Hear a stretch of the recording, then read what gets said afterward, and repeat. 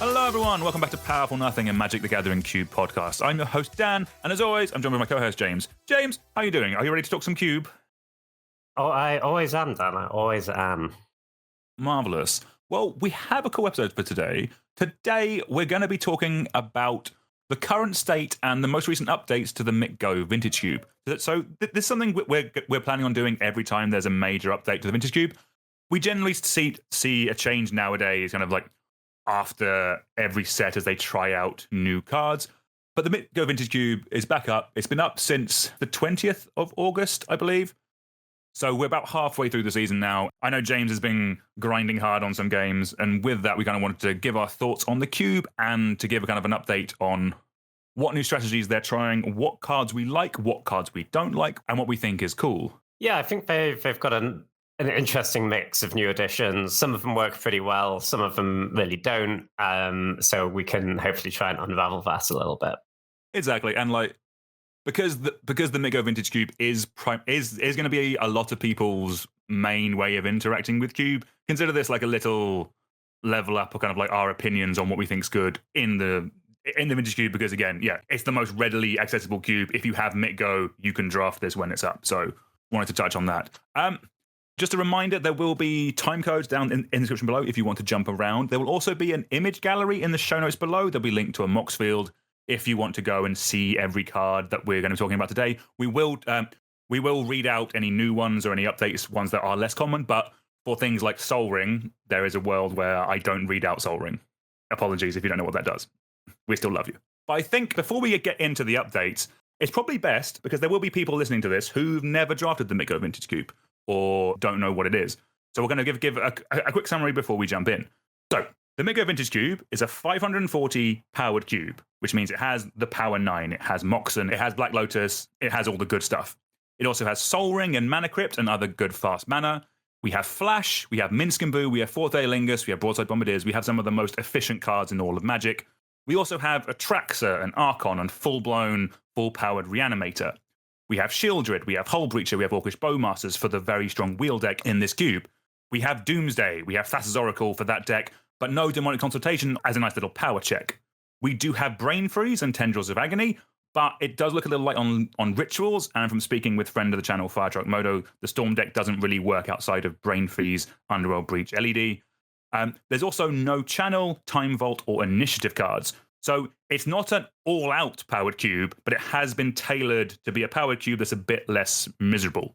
Do you think that's all fair, James? Yeah, I think that's totally reasonable. I think we've had a pretty big shift in the last maybe 5 years of this. With all the Modern Horizon sets coming out, we've added a lot more like very efficient, very powerful 3 and 4 mana cards. And that's sort of taken the cube a little bit away from combo and a little bit more towards mid-rangey. Here are my great threats. I have lots of good interaction, trying to win the game that way. Because essentially, in Magic now, you get the same amount of threat for 3 mana as you used to for 5 mana. So we've moved away from having to play stuff like talismans and whatnot. We're now just jamming great cards on turns 2, 3, and 4.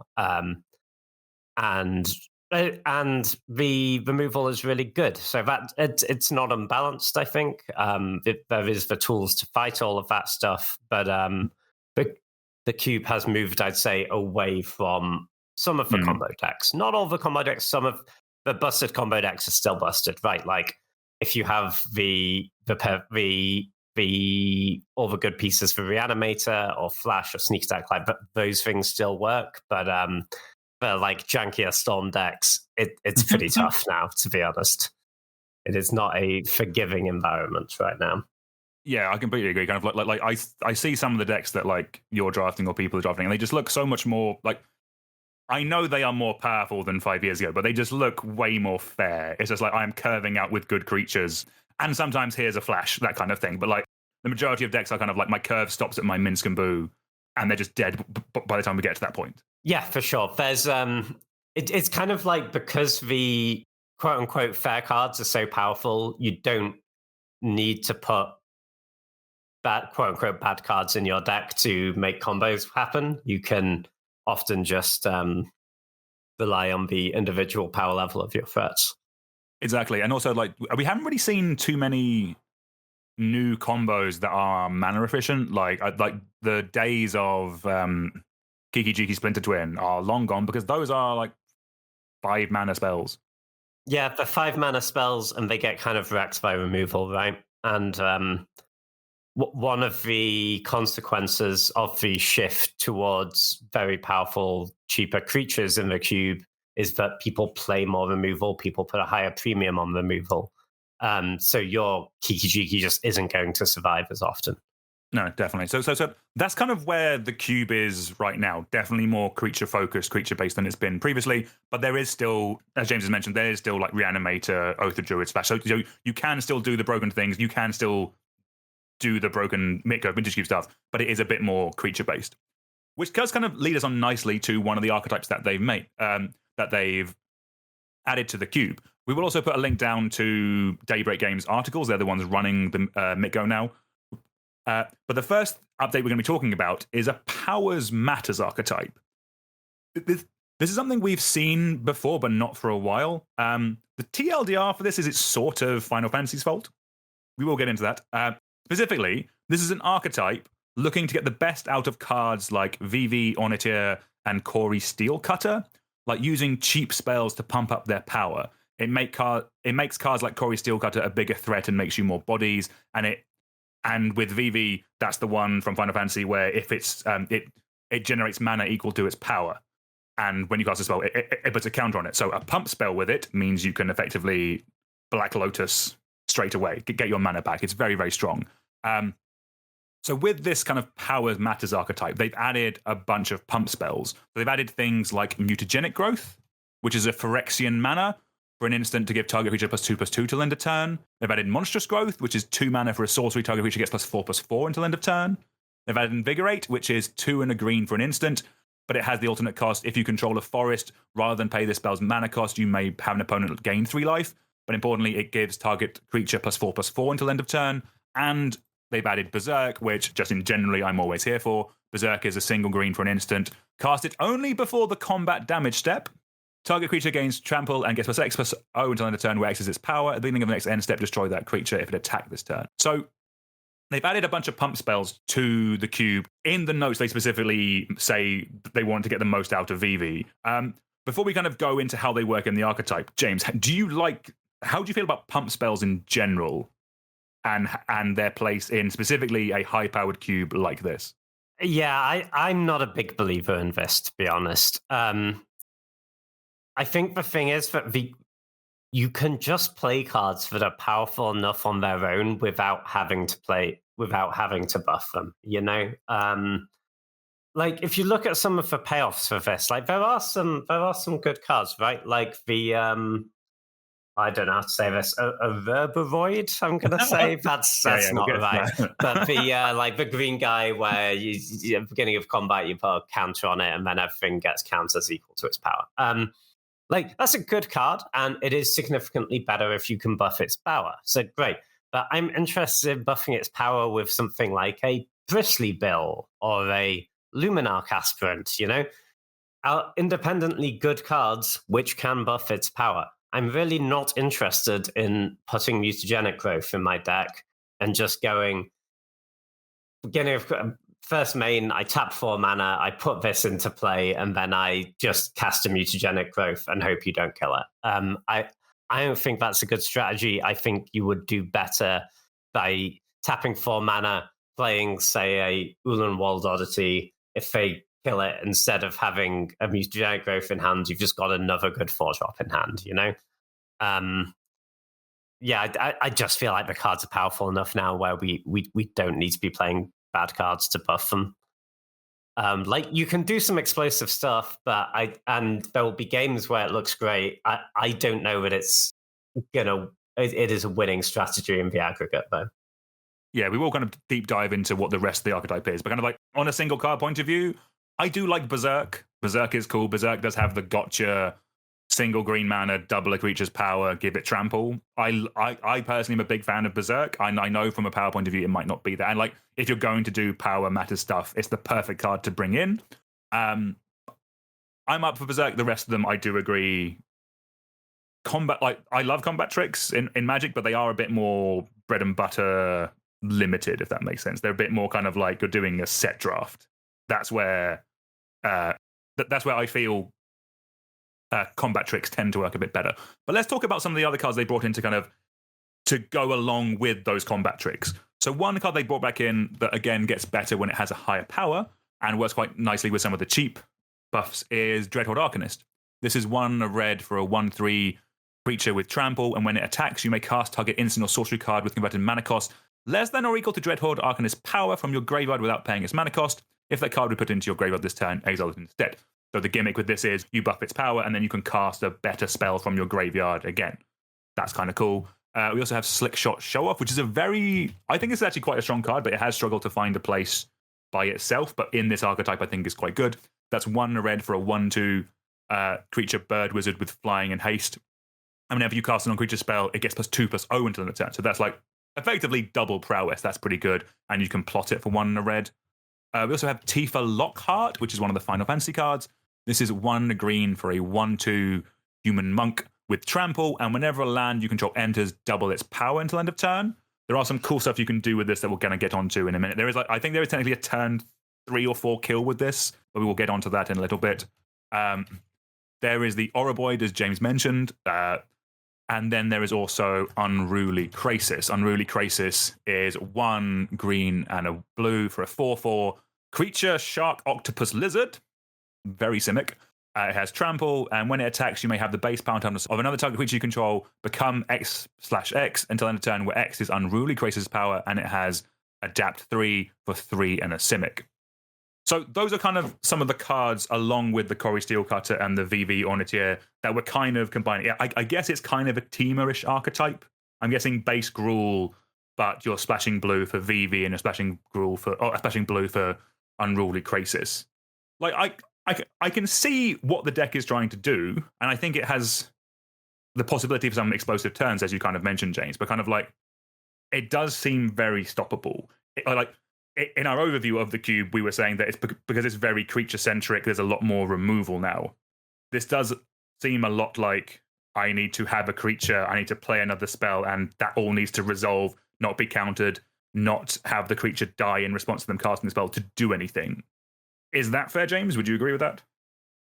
Yeah, for sure. And like a lot of these are not bad cards, right? Like Dreadhorde Arcanist, if you have enough 1-mana spells, is already kind of fine.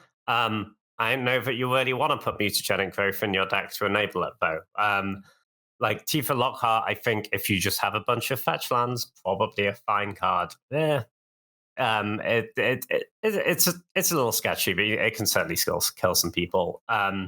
The Herbivoid, I think, is just a pretty solid threat. Yeah, I like it. If you can buff its power, great. But again, I don't need to put Invigorate in my decks to do that. I appreciate that. If I already have a board and I play Herbivoid and I put Invigorate on it and they don't do anything to me, then I'm probably going to win. But I was probably going to win if I cast Questing Beast instead,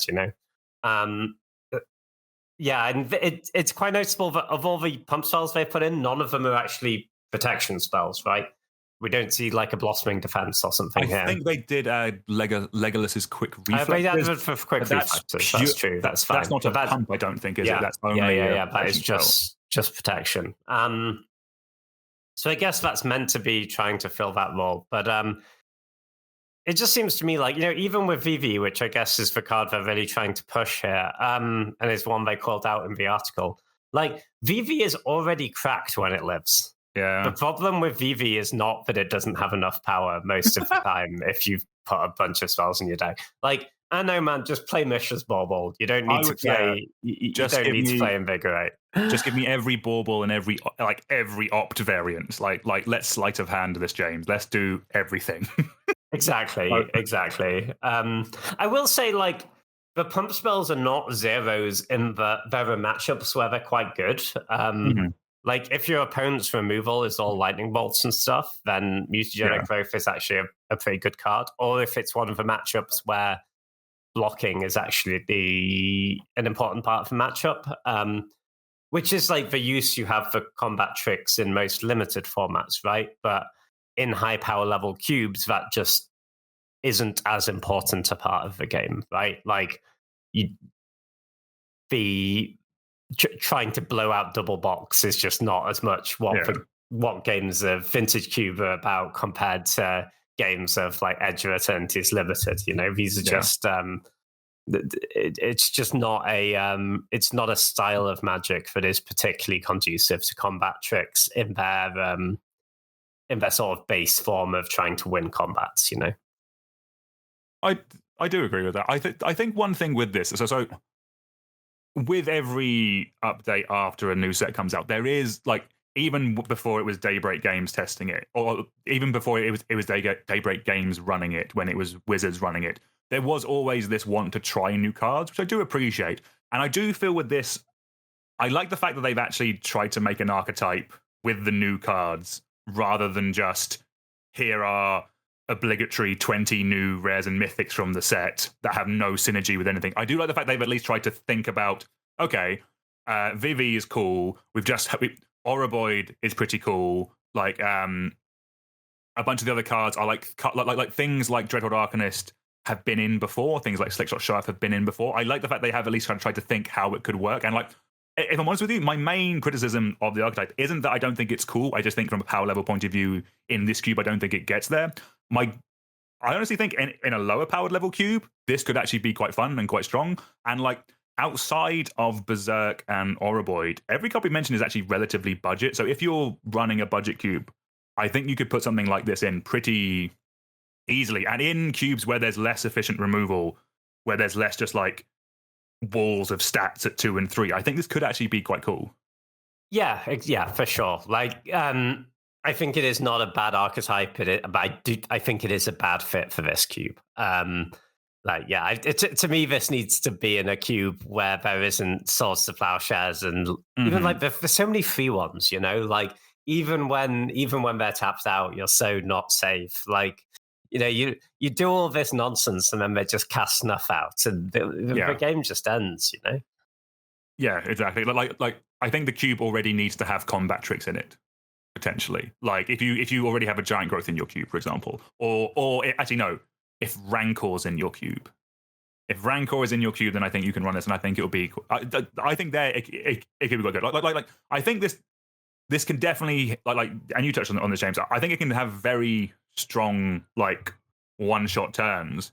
And I do think if you wanted to draft this deck, you will get it. And that necessarily might not be a compliment. Like, it feels a bit kind of like the Chain of Smog combo, where it's like it falls to someone at the end because no one else wants it, if that makes sense. Like it does feel like if you're in this deck, you can get the pump spells because, well, at least no other deck wants them. And if anyone's fighting for the pump spells, then something's gone a bit awry in that draft. Yes, for sure. You can certainly wheel all of these cards.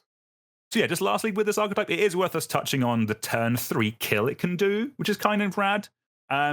Basically, if you curve Tifa Lockhart on turn 2 into a fetch land on turn 3, if you respond to the landfall trigger of playing the fetch land by cracking the fetch land, go and get an untapped land, you can then hardcast Invigorate and stack it so that the Tifa becomes a 5-powered creature, and then your landfall triggers both go off, making it a 10-powered creature, then a 20-powered creature.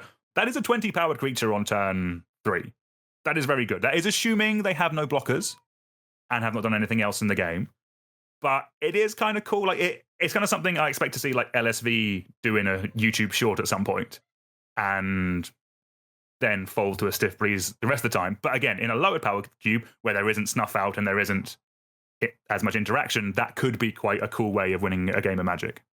Yeah, for sure. No, when it all comes together and they don't stop you, it is powerful. It is quick. And Tifa is just a powerful card. Like doubling is a mechanic that stacks very well. I say I'm sort of more interested in buffing it with like a Bristly Bill or or Luminar Husband, any of those things which are just like independently threats on their own. I'm kind of more interested in that, and then playing fetch land rather than Invigorate Mutagenic Growth stuff, just because I feel like those cards are too bad the rest of the time. But Tifa's a powerful card, and I think you can say the same thing for the Herbroid. I think Herbroid I kind of expect to stick around even if they end up cutting a lot of the pump spells, I think the card's just decent. I think they must be high on it because we'll get to this in more detail when we get to our cut section. But they cut Craterhoof Behemoth for this, which I'm kind of here for. But that's a conversation we'll get to at the end of the episode when we talk about the cards that have come out. Because next we still need to talk about the other big archetype change that they have made, and they've kind of gone deeper on a Landfall deck. So this Landfall strategy, we kind of already have quite a few cards already for it. Like we have Titania and we have Zuranorb style cards that like reward us for sacking lands. On top of that, we have the Landfall cards like Bristly Bill that we've mentioned, and also 4-color Omnath. We also have things like Fast Bond in the cube. We have Crucible of Worlds style cards that let us play lands from our graveyard. Those already are quite strong things you can do, but we've kind of added a bit more redundancy to that, and that's quite nice. So to that, we've added Untitled Explorer, which I think was both of our favorite card from Edge of Eternities. That's the 4-mana 2/4 that is both a Ramunap Excavator and an Exploration stapled onto one Insect Scout, and I think we're both quite high on that. They've also added Baloth Prime, which, like Titania, makes bodies when you sack lands. They brought back in Greater Gargadon as an extra sack outlet, so it works with this archetype, but it also works with other aristocratic style of things. And then they've added, are these the landscape lands, James? These are the Modern Horizon landscape cards, I think, that they're lands that tap for a colorless and can fetch a basic of one of 3 colors and have cycling for the cost of the colors they can fetch for, basically to remind you what colors they can fetch for. Yeah, these lands are kind of annoying me, to be honest. Yeah, I think the lands aren't the strongest. Honestly, I'd almost rather they just put Evolving Wilds in the cube, if we're trying to do that. I understand what they're going for. They want more ways to get 2 landfall triggers off one land. But these are quite weak, and having your fairly weak land only fix 3 colors, and you actually, because a lot of decks don't want these anyway because they just kind of suck, and then the decks which really do want that extra fetch land, you then actually need to get the one in your colors. I honestly think they'd be better off just putting Evolving Wilds in the cube than putting these in. Like the idea is, right, it's when you already have your colors, it's not a sap land. But I just I think it's kind of better to just have a land that fixes all your colors in general. At least they don't come into play tapped. I will say that. Like that is at least a plus. I think I would like it more if there was like a colorless Matters deck in here. Like if we were casting, what's the 5-mana Eldrazi with like trample and haste and stuff. Yeah. Like if Reality Smasher was in, give it a bit more synergy, then I could see them a bit more. But just as it is, I think they're a bit weak. But kind of like, yeah, and they would be great if they fetch jewels, right? Like if they fetch jewels, I'd be into them. But they fetch basics, and not even all basics. It's basics of 3 colors. No, exactly. Like I don't think there's a full cycle of them. Like there isn't 10 of them. I think there's only like 4 or 5. And specifically on this, I think it's something they would do better at. Just by, if I'm honest, what we really want is just some extra just run extra fetch lands, just break singleton for fetch lands if you're really trying to push this strategy. But I think we like bringing it back to the actual non-land cards. I think we're both a fan of the non-land cards. Like I think we're both a fan of like Untitled Explorer, Baloth Prime, and Greater Gargadon as kind of like a addition to this landfall package that's already been in there. How have you felt about that deck in the past, James, and how do you feel about these additions in terms of like making it more whole, just giving you some more redundancy, basically? Yes, I think these additions are really good for the landfall deck, actually. Baloth Prime, I think more of that Titania stuff is actually what this deck needs, because it's an I win button, it's a pretty quick one, and it's one which they actually can't necessarily stop with removal. And that's a pretty big deal, right? Like if you have the zone orb in play, you play your Baloth Prime, a points of removal spell at it straight away, you can still sack your lands and turn them into 4/4s. And that's often going to be enough, So I really like that addition. I think the Ice Explorer is just a really strong card. We've spoken about before how like Crucible Strip Mine actually just doesn't feel good enough for most of the time anymore if you don't have that exploration, because if they have any sort of board presence they're able to take you with, because you're not progressing your mana, you end up just you can't just keep spending all your turns strip mining them, right? But this solves that problem because it gives you the extra land drop a turn. Although I will say the downside is real that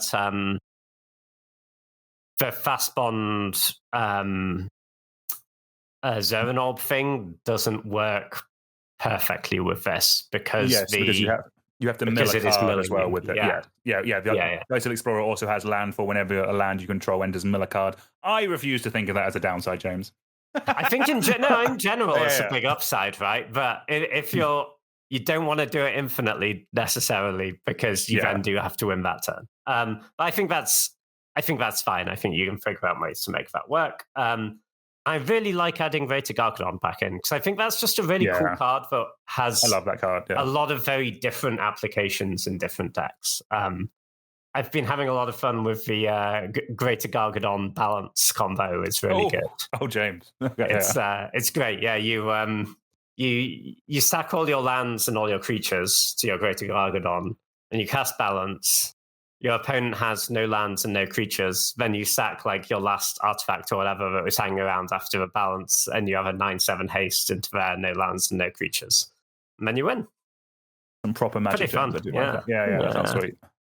I think it's actually like kind of playable in red aggressive decks as well. Like, I think it is. It's nice and flexible.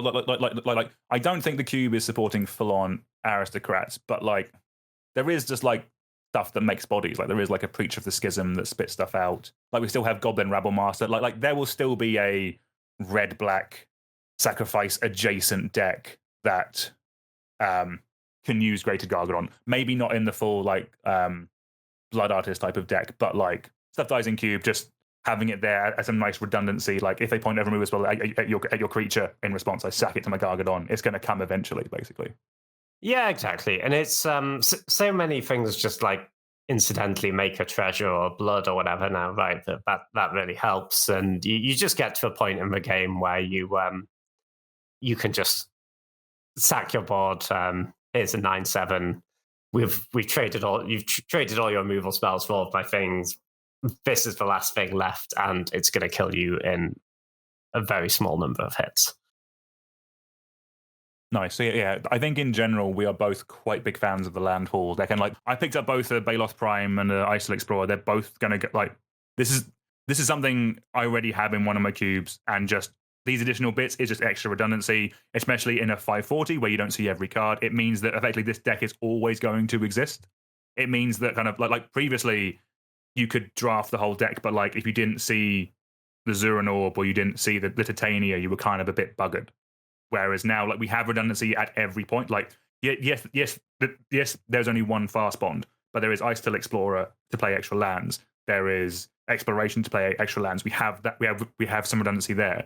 We have ways of sacking lands. We have Zuran Orb, and we have fetch lands that sack themselves and strip mine that sack themselves. And now we have a second version of the card that makes bodies and rewards us and advances our game plan, as James was saying, and actually gives us a win.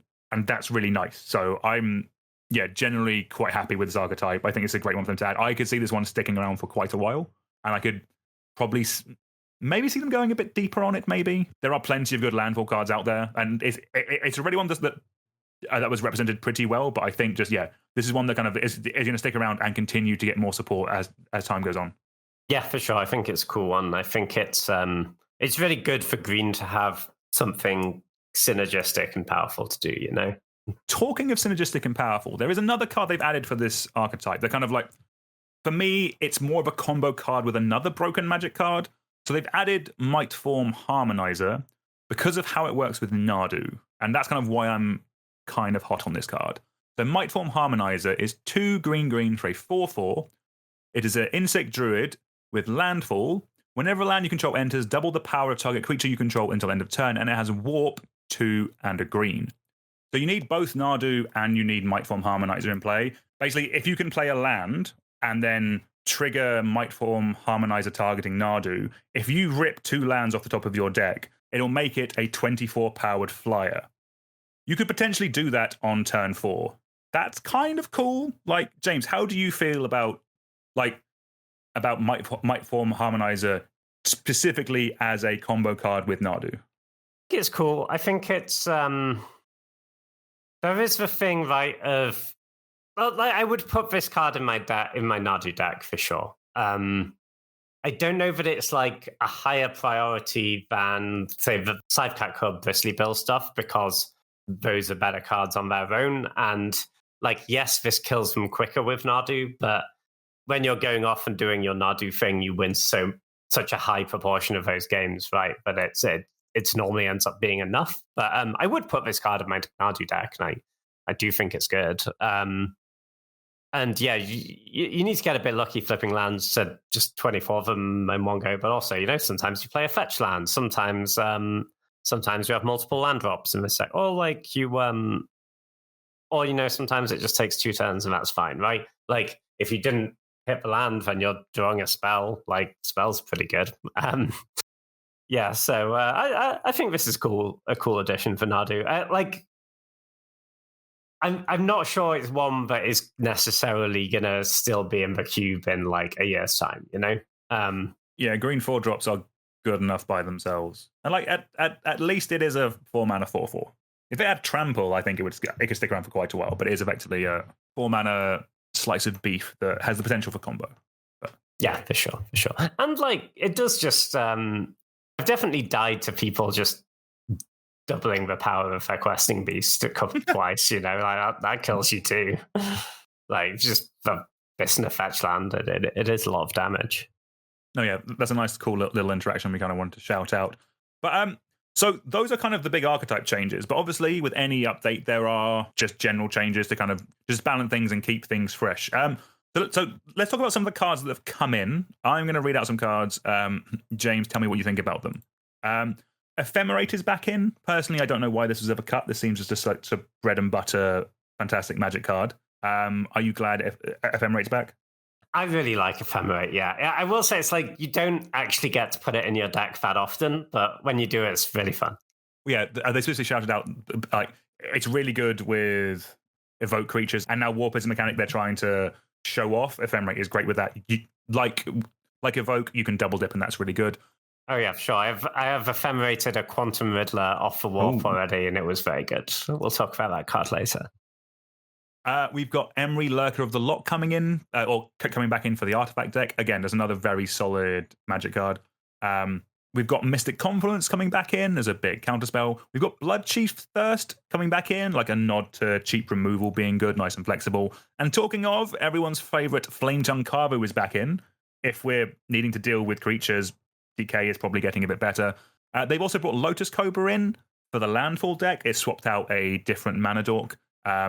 If we are trying to push the Landfall thing and we are adding those, albeit bad, additional fetch lands, Lotus Cobra is at least a way of making them a bit more defensible, I would say. And then another one from the new set that they've added is Tezzeret Cruel Captain. This is one I think that we were both very high on from the last set. A new one that's a very good fit in the Artifact deck and can make you a ton of mana by untapping like your Grim Monolith and other adjacent cards like that. Again, glad there's no Time Vault in this cube because that would be broken. But yeah, Tezzeret seems like a good add and was kind of a, as soon as we saw it, it's like, well, this is obviously going in vintage cubes. Yeah, for sure. It's definitely one of those cards. It's a bit of a sort of a rich get richer thing, right? Where if you opened a Mox or a Solving or a Mana Vault or something, then this card really magnifies the power of that. Like, they can get it and it can untap it. Yeah, really, really strong.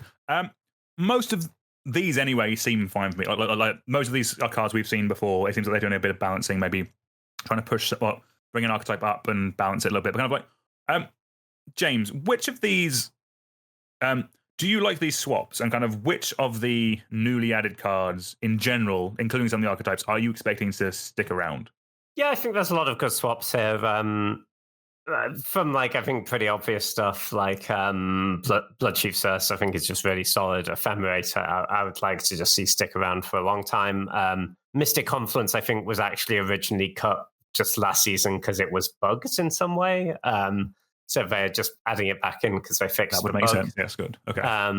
But they've also added some new cards, which I think have played really well, actually. So there was Quantum Riddler from the new set, which is the blue warp creature. So it's 3 blue for a 4/6 flyer.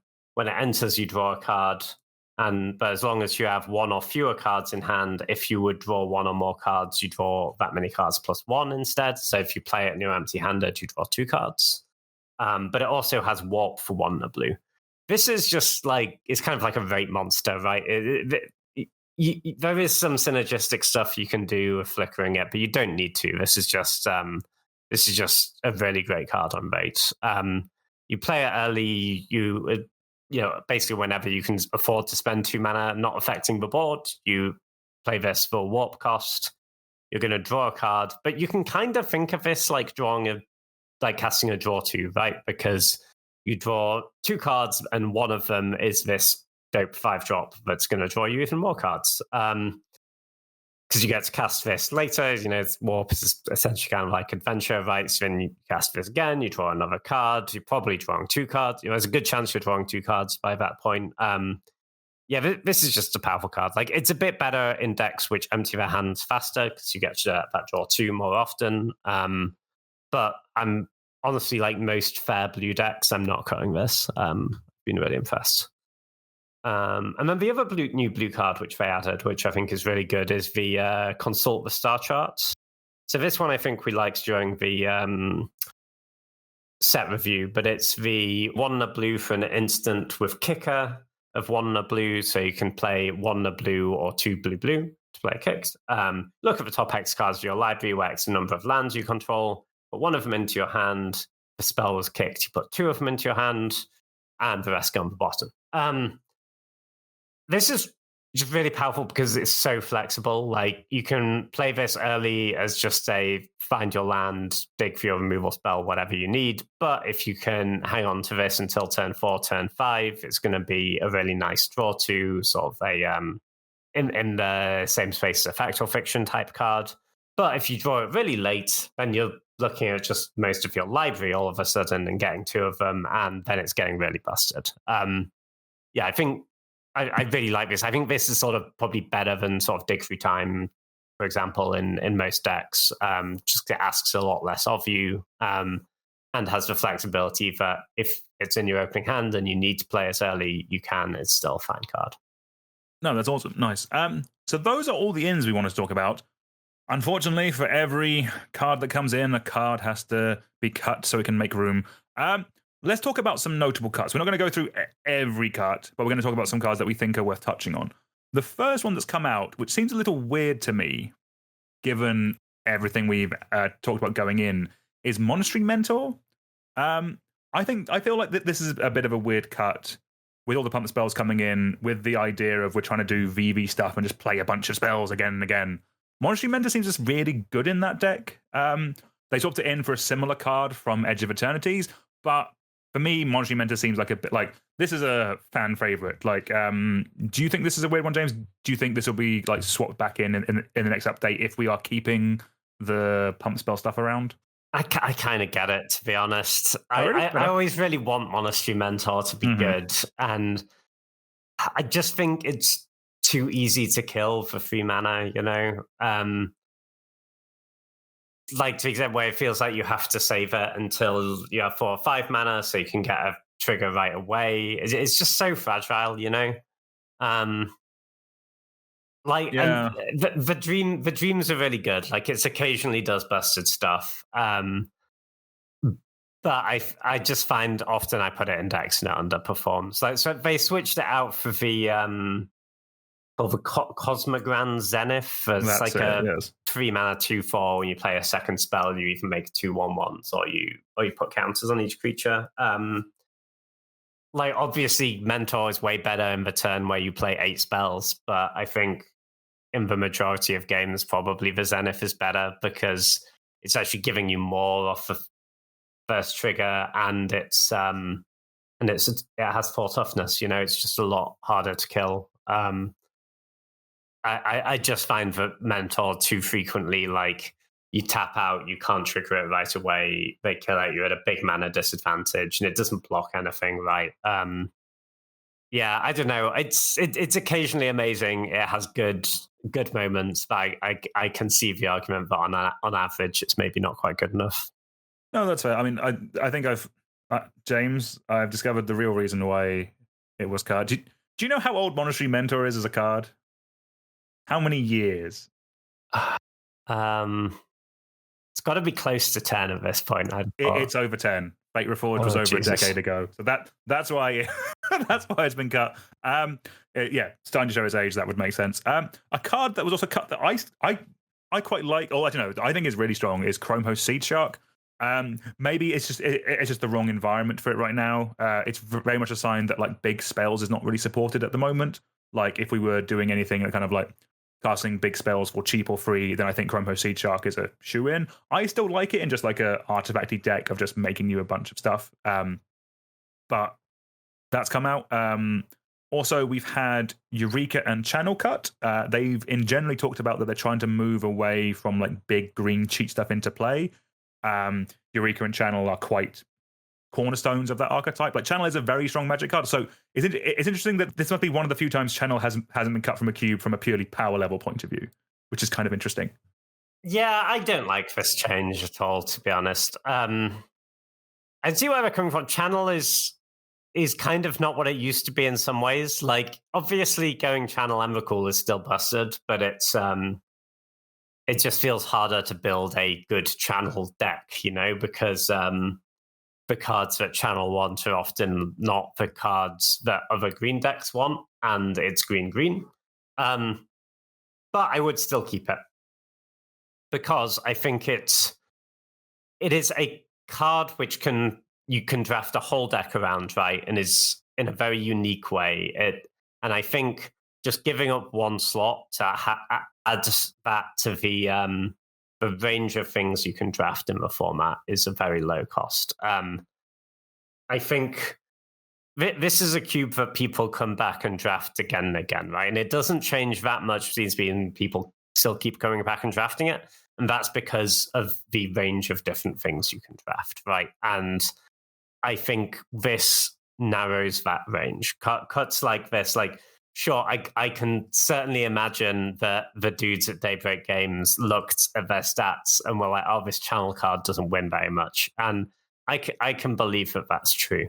But I don't think that means you should remove it. I think you should let us all keep losing with Channel because sometimes you win and it's quite fun, And like this also annoyed me because I didn't look at the change list before I fired up a draft and oh no, James! Oh no! Yeah, I started off my first draft with I think I first picked Ugin and the new Ugin, and second picked Portal, and I was like, well, I'm probably just going to do an artifacts thing from here. I've got like two of the best colors things in the cube. It would be really dope if I saw a Channel, and I was kind of looking out for that the whole draft, and then realized like a week later that Channel just isn't in the cube anymore. It's quite disappointing.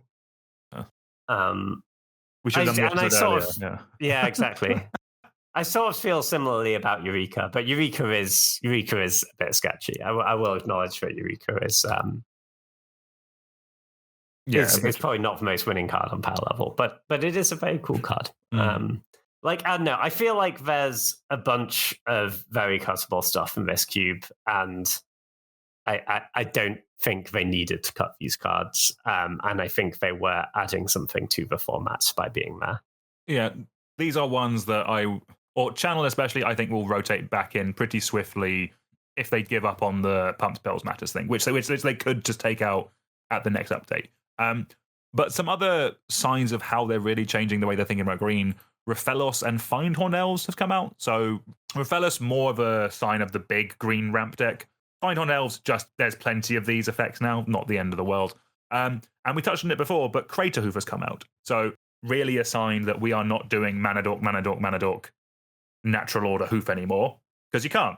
So I guess that's I think we're both on board with it. This is probably about time. Craterhoof, it is a very strong Magic card. It still wins plenty of games, primarily Commander. probably about time for it to be retired from the most powerful cubes. Would you agree with that, James? Pretty much, unfortunately. It's a cool card, but I think the strategy it asks you to play just isn't that strong anymore. No, definitely. And then a couple of other cuts, which when I explain what they were cut for, will make a few people mad. So Shadow Spear has come out, a very strong card, especially with stuff like Urza Saga. Palantir of Orthanc, very cool card. Again, better if you're doing like big cheaty decks with higher mana cost. And then Tanglewire and Nexus of Becoming, just very solid artifacts. Have a lot of have some utility and are very cool cards. The fact that these were swapped out for the landscape cards, the bad fetches, is I want to smack my head against the wall a little bit. Again, these are, we know what those cards do. They will come back in. I'm kind of fine with them testing stuff, but this was not a change I felt we need. Like, there's other ways of doing this, I think, basically. Yeah, that's fair. I mean, I'm not sure Tanglewire will come back in, unfortunately. I love that card, but it does suck. I will acknowledge that. But yeah, like Palantir, I'm sure will be back. Nexus, maybe. Nexus is quite expensive. Yeah, and then the last cut, just to mention, is Satya Aetherflux Genius. This is kind of the energy payoff. There's still a bunch of energy stuff in the cube, but I'm assuming just this being Jeskai made it a bit tricky to come together. Is that fair, James? Yeah, this card was pretty cool, actually. So it looks like an energy payoff, but I think it's actually more just a payoff for creatures with good enter the battlefield effects. Right, okay. Because it's you get the copy when you attack, regardless. It's just it goes away if you don't pay the entry. Okay. So you still like get the enter the battlefield text and the attack, even if you don't pay the entry. And it did some pretty cool stuff. You know, there's a lot of powerful ETB effects in Cube. It felt like one of those cards where if your deck could support it, it was it had a very high ceiling. And I thought it was a shame to see it being cut. I was always like kind of stoked about it when I got to play it in a deck. You know. Yeah, I like this. Like, I'm a fan of this card. Like, it's still in my unpowered vintage cube, and yeah, it's a cool, fun, interesting. It is a 3-color card, so that is a trickier spot to keep stuff in. But yeah, I was always a fan of Satya. Cool. So those are the main cards we wanted to touch on. In terms of like, what do we think of these outgoings? I think kind of like outside of a few kind of individual cards that I think we've kind of discussed, like the big overarching change is the big change to mono green. James, thoughts on changes in general, and then specifically mono green ramp being shown the door? Yeah, I'm kind of fine with that. I feel like it's been on its way out for a while. I think it sort of left and then came back for a little bit. I never really understood why they brought it back. I think it's fine that it's going again. Yeah, I think the cards I'm going to be a bit sad about here are Channel, and I think Sea Shark was a weird cut. But yeah, Eureka, I enjoyed drafting, but was really quite bad. So I think that's fair enough. Mentor, I get. Yeah, it's really Channel and Sea Shark I thought were weird. Yeah, I'd agree. Like, especially as I think. So we had Emery come back in for the artifact deck, and we had Chromos Sea Shark go out. Emery's a very fun card. I'm not sad about Sea Shark going in that context. Yeah, that's fair. Yeah, for sure. Yeah, it's really is Channel. The other thing with Channel, right, is like I get that you probably looked at the data and decided it was bad, but we're here to draft Vintage Cube. You know, yeah. We didn't all come here to just cast Ulamwald Oddity on turn 3. Like, that's fine. I get that that's a part of the experience, but when you join Vintage Cube, you want there to be like outs of doing some busted stuff, right? And yeah. I think it is a real cost whenever you remove an avenue to do that. No, I agree. And like one thing you touched on earlier, which is like I think the reason why I really like Channel is that it's a 1-card deck. Effectively, it's kind of like there's very few. It's kind of like, I'm showing my age a bit here, but like an opposition. It's like you put that in the cube, and then someone can build a deck around it. Like a whole deck exists. Like similar to Oath of Druids. Like a whole deck exists because Channel exists. If you remove the Channel, then the deck stops. Just like one card just stops the whole thing existing, basically. Exactly. Like, no one's ever come up to you after a draft and been like, dude, I drafted this sick keen-eyed curator deck, like, this is not a thing. The shame. Like, so let's cut that card instead, Yeah. If we need to cut our green 2-drops, I think that's one that can go. No, I think that's very fair. I'm just going to bring this conversation to an end, just because I think this would be good. This will be something that a lot of people listening to will want to know. James, for you, what is the best deck right now? Given that, again, there has been some changes. There's been individual card changes that we've gone over, and also archetype changes. What do you think is the best deck, or maybe better put, what have you had the most success with in the current iterations of the cube? I think the cube is balanced enough at the moment where really the best deck is whatever is open. That's good. I've been winning a lot with blue control. I think it's in a really good spot for the move. Like, you're sort of blue for card advantage and counter spells, and then you play whatever other colors give you access to the removal that you need, because you need a lot of removal. I've been winning a lot with lower stacks, which very much sort of fall into that category as well. But I think, like, the proactive, like, red place and busted 3 and 4 drops are also really strong. I've not loved the combo decks as much this season. I think the animator is, like, fine when it all comes together, but I'm kind of reluctant to commit to it early. Flash or Sneak Attack, though, I think still work very well. So I'm very willing to draft those. But if I'm going to draft combo, but yeah, I'd say my most winning decks have been like blue plus some other colors with a lot of removal. Oh, nice. And then, kind of in line with that, kind of like outside of power, what are you seeing as early picks right now? Are you like snapping off the Broadside Bombardiers? Is it the Mana Leak? Kind of, what are you liking right now very early on? Oh yeah, for sure. I mean, you should still be prioritizing super highly all the busted Modern Horizons stuff, right? Like your Broadside Bombardiers, your Four Fairlingus, the One Ring, all these stuff you should snap off early because they're going to be great in basically every deck because they're very easy to splash. Like fourth, you can splash in basically any color. Similar with Broadside.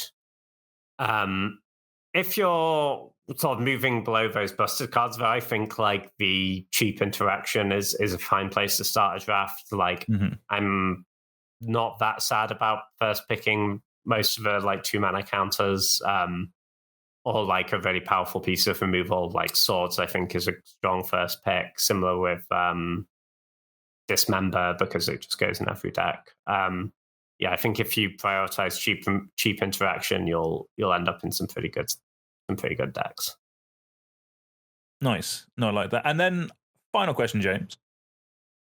If you were in charge of the cube, what would you change? Like, it can be like specific cards, or it can be like boosting up archetypes or swapping whole archetypes. Kind of like what would make you happier and like enjoy the cube a bit more? I know this is more of a personal question than just general cube advice, but kind of like in terms of the state of the cube right now, as we all know that it is more creature based. That is kind of where Magic has gone over the last couple of years. But kind of like, is there anything that stands out to you as kind of like either not being supported enough, or kind of like just not, or like from a variety point of view, you would like to see pushed a bit more? Yeah, I think it would be fun to try and make Storm work again. Listen, I don't know if it would be good enough adding back all the old Storm stuff, but I think it would certainly be worth trying for an iteration.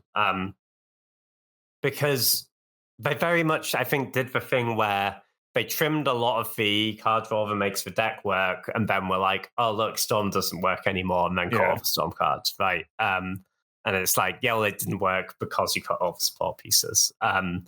And I think there's like enough space in this cube that I don't think it's that hard to find cuts for it.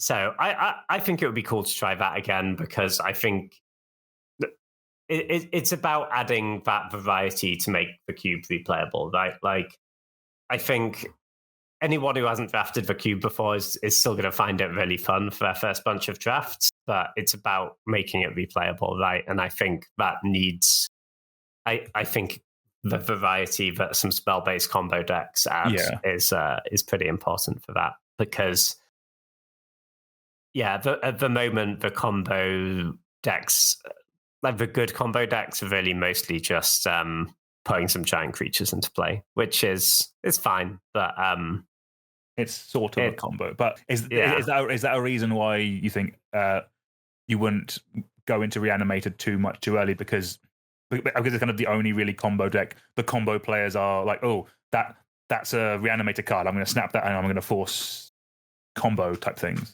I think fair? It's quite overdrafted at the moment, and I think there's also some very powerful graveyard hate that is you can kind of pick up for free, and it can be really hard to beat. And it's not to say it's bad. I'll still happily first pick a Reanimate, because Reanimate's good in all your black decks. But I'm less excited about first picking Entomb than I would have been at various points in the past. The other thing you could do, honestly, is just like chuck Time Bolt and Demonic Consultation in there for an iteration, and people can deal with it, you know? It's busted, but, you know, so is Black Lotus. Yeah, it is. It is a vintage cube. Like, it is in the bracket of this is what we're doing, let's give it a go. And it is something that you could do. Like, how long generally are cube seasons now, James? Is it like a month? Is it 6 weeks? It's like a month, but they also just come around a lot more frequently than they used to. It feels like it's up, maybe not about half the time at the moment. Right, okay. It's probably online, maybe even more than that. So specifically, if there's a set every 2 months, well, exactly. It's every month. Okay, that makes that does track. Okay, which, I mean, it's fine, but it's definitely, like, it used to be kind of an event when it was up, right? It was up for like 2 weeks every few months, and it'd be like, oh, sick, Vintage Cube is up. I'm gonna like spend a bunch of evenings doing that. And now it's more like, oh, I've got a free evening. Maybe is Vintage Cube up? Yeah, probably. Cool, I'll play some. Yeah, for me, Vintage Cube was generally more of a Christmas thing, because it used to be up on the holidays quite a lot. Yeah. It was the holiday cube originally, right? But I think the cube's still a lot of fun. It's just I think it would be cool. I think they have ways to add a bit more variety to the experience, and that would be cool. Exactly, and that's the thing. Like, for me, who's kind of really into like the nitty gritty, like more of the design of cube and kind of like what it can kind of show us, I do like the fact they are trying to push new archetypes. And I made the point earlier, but specifically because it's not just here are 20 new mythics hit, but it's more, here is a new archetype. Here is some cool stuff you can do with it. Look, turn 3, turn 4 kills. That is cool. That is interesting, and it does kind of like the Powers Matters one is something I could see myself trying at some point in the future. Like, maybe not in its current format, but like, again, it's eventually this is the first pass at it. Maybe with some more iterations, maybe we'll get something that's a bit more coherent. Like, as you mentioned, James, maybe we don't need mutagenic growth to make the archetype work. Maybe it is just more ops or that kind of stuff. Like there is some fine tuning we can do to make this work, and I think that there is a kernel of something very cool there, and I think it just needs a bit of work to work in higher powered level cubes. But for lesser powered level cubes, I think it might already be there in the format they've given it to us. So from that aspect, it was a cool update for me, because I could be like, ooh, this is cool, this is new, this is interesting, I like this. So that was fun. It definitely it's definitely sort of put a few cards on the map. I think like the Herbivoid is now a card which I am interested in putting in other cubes, more so than I was before. I have a spare one if you want one, James. Give me a shout. Cool. Might take you up on that. All right. Marvellous. Well, I think that's where we're going to leave it for today. James, pleasure. That was a really good chat. Thank you, man. Much appreciated. Yeah, always a pleasure. Nice. Well, that's going to do it for today. Do remember to give us a 5-star review, give us a thumbs up, tell a friend, all that good stuff. Whatever positive affirmation you can give us would greatly help us grow the podcast, help us do cool, new, and interesting things, like bringing you an episode every week. Ooh, subtle change there. We love that. But yeah, that's going to do it for us. It's goodbye from me, and it's goodbye from James. And until next time, we'll see you all soon. Goodbye.